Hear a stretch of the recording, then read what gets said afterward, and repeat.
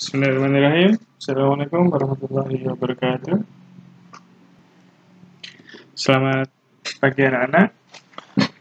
Untuk pertemuan kita pada pagi hari ini, kita akan mengevaluasi soal terkait kesimpulan minggu kemarin. Ya, sekali lagi untuk pelajaran bahasa Indonesia, nanti paragrafnya harus dibaca berkali-kali. Ya anak-anak ya, dibaca berkali-kali sehingga nanti kita akan terbiasa membaca paragraf yang panjang. Kesimpulan paragraf tersebut adalah, ingat kesimpulan.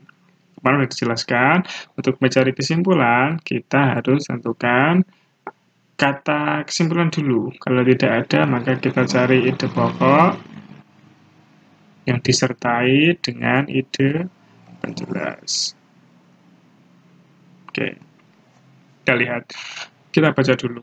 Orang tua sering mengeluh jika anak menolak makan sayur. Anak menolak, nah ini ya, ada pengulangan kata. Berarti sudah jelas, ini jadi kalimat utama. Oke.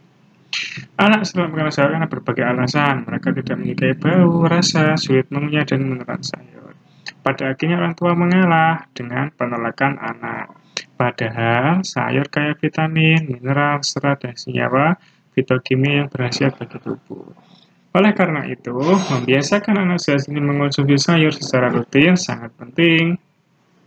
Apabila orang tua atau ibu mengonsumsi sayur setiap hari, anak akan belajar untuk menyukai sayur tersebut. Kesimpulannya adalah, ingat kita sudah dapat ya kalimat utamanya, ide pokoknya juga ada di kalimat utama ini. Kita langsung cek ke pilihannya.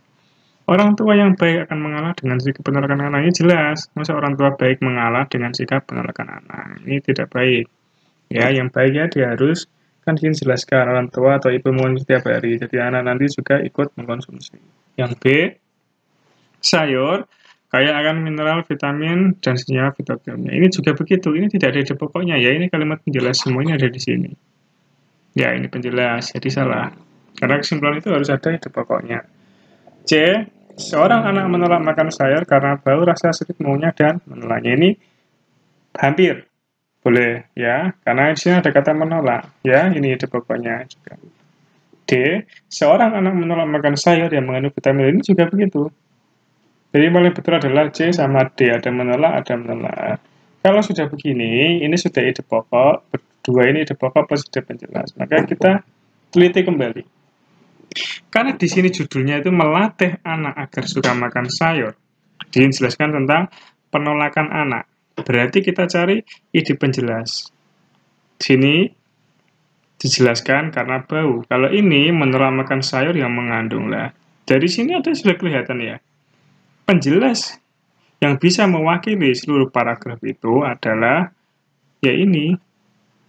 Karena, nah jadi ceritanya penulis itu ingin mengatakan bahwa anak menolak sayur itu karena bau, rasa, sulit mengunyah, dan menelannya. Makanya harus dibiasakan dari kecil. Ya, kalau ini penjelasannya yaitu ini hanya penjelas sayurnya. Makan sayur yang mengandung, bukan penjelasan kata menolaknya ini. Padahal ide kata kunci dari yang diulangin ke kalimat 2 ini ya, ini kan menolak sama menolak.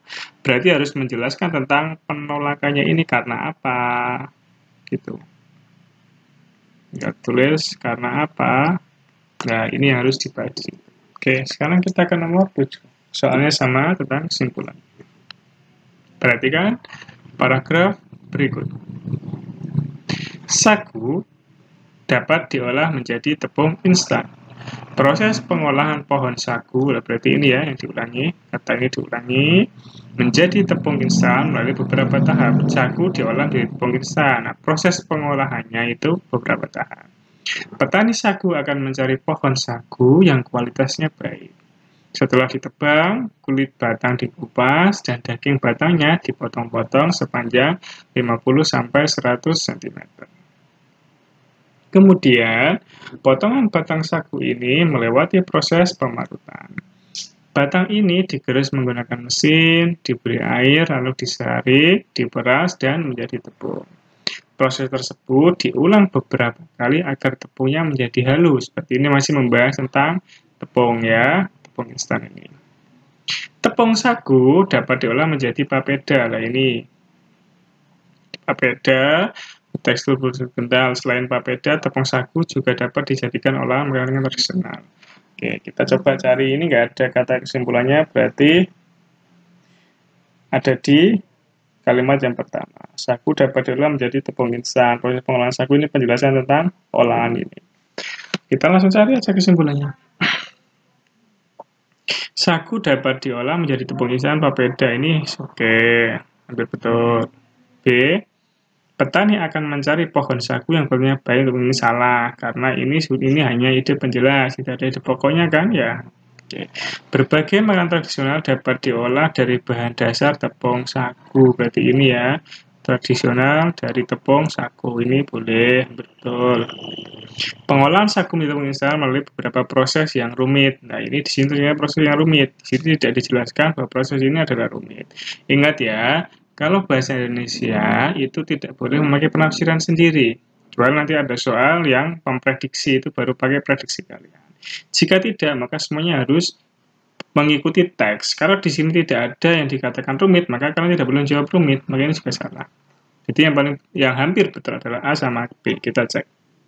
Kalau A, sagu dapat diolah menjadi tepung instan. Ini ya, dari tepung instan. Terus ini jadi papeda. Ini juga makanan tradisional. Ya. Oke. Ini tepung sagu dari sagu. Oke. Kalau B, berbagai makanan ringan tradisional dapat diolah dari bahan dasar tepung sagu. Ini kurang tepat. Tepung sagu. Padahal di sini itu untuk tepungnya adalah dari sagu. Ya, jadi ini masih belum mewakili. Jadi ide pokok ya. Karena ini sudah khusus, ini yang lebih umum, karena ini berbagai latar adalah sagu, bukan jadi tepung sagu lagi, ini juga salah. Jadi yang paling umum adalah A. Oke. Sudah paham anak-anak ya?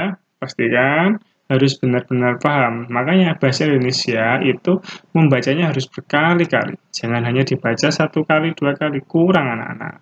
Kecuali kita sudah berkali-kali. Pak Wata aja sendiri, kalau sudah mendapat paragraf begitu membacanya berkali-kali, bisa sampai 5-7 kali. Tidak masalah, mumpung ini waktunya masih panjang kalian mengerjakannya, kan mulai pagi sampai malam.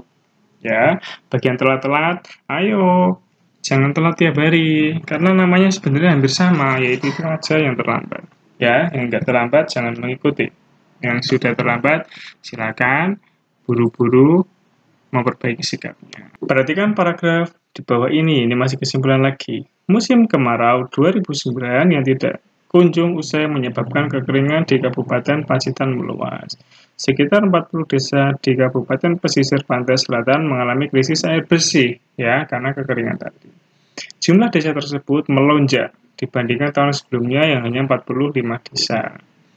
BPBD Kabupaten Pacitan telah menyalurkan air bersih untuk mengatasi persoalan krisis air bersih. Penyaluran air bersih ini sudah dimulai sejak Juni 2019 lalu. BPBD hingga saat ini telah mendistribusikan sekitar 100 tangki air bersih. Air bersih tersebut didistribusikan ke seluruh desa yang kekurangan air bersih. Kesimpulan paragraf tersebut adalah masalah kekeringan yang melanda desa pesisir Kabupaten Pacitan telah mendapatkan respon dari BPBD Kabupaten ini hampir betul. Hampir loh ya. BPBD Kabupaten telah berupaya mengatasi kekeringan dengan mendistribusikan lebih dari 100 tangki air bersih. Kalau ini masuk di penjelas. Nah, musim kemarau 2009 juga Pacitan, ini hampir betul. Kekeringan yang melanda di Kabupaten Pacitan telah bergeser mengalami air bersih, terutama di daerah pesisir ini juga penjelas. Yang hampir betul adalah A sama C. Kita lihat di sini menyebabkan kekeringan, kan sebenarnya membahas ini ya, kekeringan ini yang kita bahas.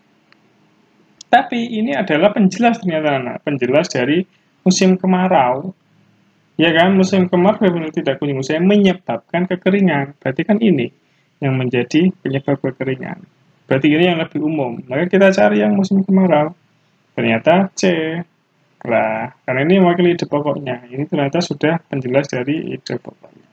Jadi yang betul adalah C. Musim kemarau 2019 menyebabkan kekeringan di Kabupaten Pacitan meluas hingga, nah ini penjelasnya, hingga BPBD itu menyalurkan air bersih untuk mengatasi persoalan krisis air bersih yang melanda 49 di desa Pacitan tersebut. Masih membahas tentang kesimpulan. Perubahan suhu ekstrim di Arktika beberapa tahun terakhir membuat tanaman di sekitarnya berubah menjadi warna coklat. Peristiwa ini ya, ada kata ini tersebut, itu, kata tunjuk ya. Berarti membahas tentang perubahan suhu ekstrim ini. Oke. Disebut pencoklatan atau arctic browning. Proses pencoklatan ini disebabkan terjadinya peristiwa dieback, yaitu kondisi di mana tanaman mulai mati dari ujung daun atau akarnya. Penyebab proses pencoklatan atau cuaca adalah cuaca ekstrim, seperti wilayah yang menghangat secara mendadak. Kerusakan yang terjadi pada tanaman ini karena perubahan iklim yang terjadi di Arktika berlangsung secara cepat. Bahkan, perubahan iklim di Arktika berlangsung 2 kali lebih cepat dari rata-rata perubahan iklim yang terjadi di dunia. Ini yang membuat tanaman pada mati dan warnanya menjadi coklat-coklat. Kesimpulannya adalah, kita baca dulu bilangnya. Proses pencoklatan terhadap tanaman terjadi di Arktika karena suhu yang tiba-tiba berubah cepat, dingin atau menghangat. Di sini, titik tekan kita, yaitu adalah suhu ekstrim ini ya. Ya, di ini salah. B.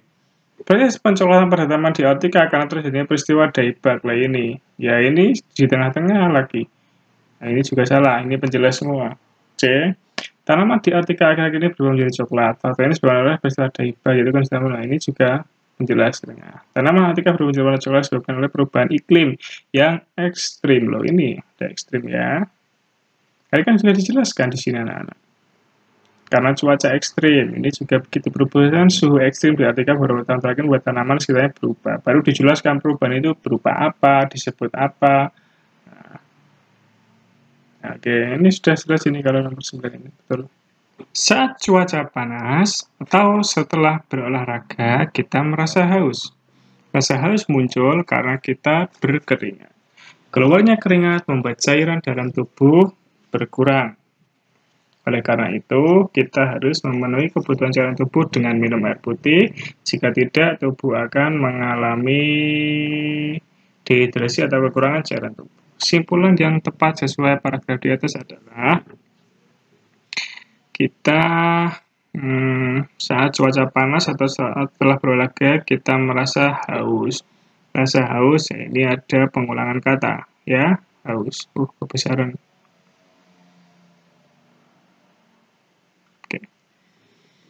Haus karena berkeringat. Oke, kita coba ya. Berarti kan ini kata kuncinya ya, sudah ketemu ya. Ini ide pokoknya. Di kalimat yang pertama. Oh, ini sampai sini. Ketika kita harus minum banyak air putih saat cuaca sedang panas atau berolahraga dan pergi. Mungkin. B. Saat cuaca panas saat berolahraga kita merasa haus. Ini kurang tepat. Haus terjadi karena tubuh mengeluarkan keringat dan membuat cairan ini mungkin. Hindari mengkonsumsi beberapa jenis minuman. Ini jelas salah. Yang hampir betul adalah A sama C. Kita cek. Kita harus minum banyak air putih saat cuaca sedang panas atau berolahraga dan berkegiatan. Ini berupa anjuran ya. Haus terjadi karena tubuh melakukan keringat dan membuat cairan dalam tubuh berkurang dehidrasi sehingga kita membutuhkan minum. Kita cek. Kita merasa haus muncul ketika kita berkeringat. Keluarnya keringat, nah ini ya kita harus lihat penjelas-penjelasnya. Ini haus karena kita berkeringat. Keluarnya keringat, cairan tubuh berkurang. Karena itu kita harus memenuhi. Karena itu dia harus memenuhi kebutuhan cairan dengan air putih. Nah, ini ternyata yang paling betul adalah C. Ya, karena ini ide pokoknya disertai dengan di sini penjelas. Oke, sekian anak-anak. Assalamualaikum warahmatullahi wabarakatuh.